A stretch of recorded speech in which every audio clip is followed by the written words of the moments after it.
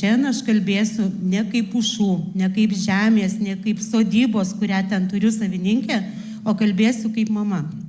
Vienas iš mano vaikų labai seniai svajojo būti karininku. Aš dabar sėdžiu, žiūriu jūs ir galvoju, geriau tas vaikas tegul užauga bomžu, nei tokiu valkata parsidavėliu kaip jūs.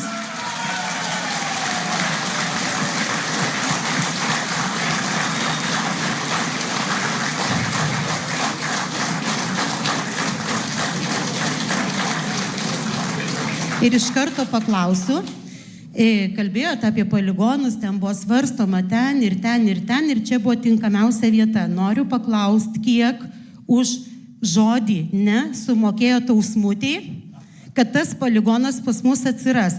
Aš kalbėsiu, neimk mikrofono, nes aš kalbėsiu iki galo. Šiandien po pietų Druskininkų meras įkėlė savo labai didelį postą, kur aiškiai žmonėm savo krašto parašė, kad Druskininkų savivaldybė jūsų taip pat norėtam poligonui garsiai ir aiškiai pasakė ne, poligono čia nebus. Mūsų merės žodis nebuvo toks aiškus ne. Kiek jūs jai sumokėjot, kad jinai nesugeba mūsų apsiginti? Ir prašau man atsakyti. Dėkojam už klausimą. Šis klausimas tikrai nėra adresuotas krašto apsaugos sistemai, kadangi... O kam jis dar gali būti adresuotas? Veikia krašto apsaugos sistema atskaitingai. Galite susipažinti su jos veiklos principais. Visa ta informacija yra prieinama. Toliau kitas klausimas. Aš žinokit, visgi nepykit, aš negaliu nereaguoti, gerbiamas moderatoriau. O jūs Lietuvos pilietė? Šitie kariai turi Lietuvos vėliavas. Tai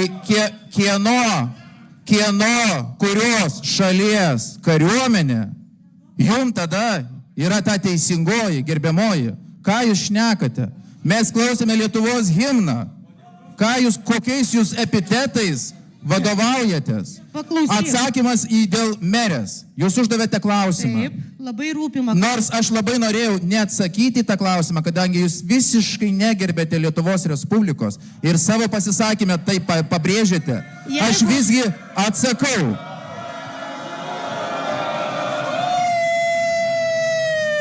Jeigu jūs norite kažką apkaltinti, kaltinkite mane, nes merė yra savivaldybės administratorė, o šitie sprendimai jau yra Lietuvos ir nacionaliniai. Tai jeigu jūs norite kaltinti kažką, nekaltinkit kariuomenės, nekaltinkit merės, kaltinkit mane, jeigu jums reikia kažkokios tai aukos.